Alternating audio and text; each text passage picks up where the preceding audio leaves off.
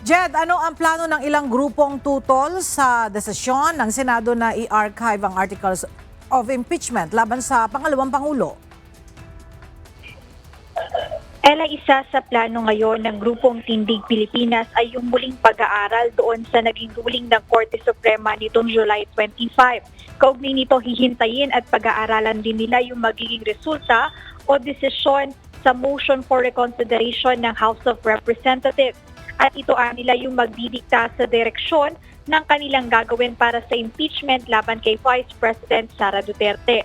Ayon kay Kiko Aquino D., co-convener ng Tindig Pilipinas na isa sa grupo na nagkilos protesta noong Miyerkules sa labas ng Senado, mahirap pang magbigay ng konkreto at tiyak na plano dahil malabo pa rin ang mga nangyayari sa kasalukuyan.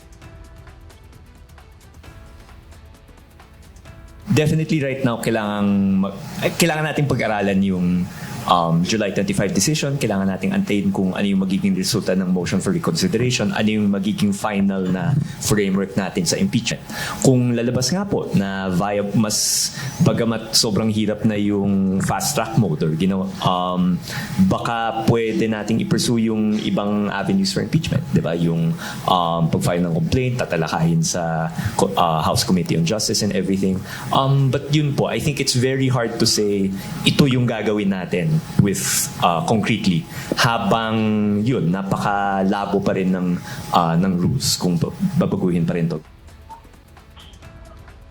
Isa ang Grupong Tindig Pilipinas sa mga grupo na nananawagan na huwag i-dismiss kundi bagkos ay ituloy ang impeachment trial ng pangalawang Pangulo. Kasama rin si D sa mga pinalabas sa plenaryo noong Miyerkules dahil sa umano'y hindi pagsunod sa patakaran ng Senado habang nagaganap ang sesyon.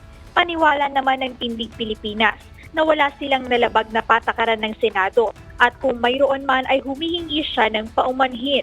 Ngunit nanindigan siya na dapat hindi minadali ng Senado ang archiving ng impeachment at dapat muna sanang inantay ang desisyon ng Korte kaugnay ng motion for reconsideration. Ayan muna update, balik sa iyo, Ella. Maraming salamat, Jed Naresina.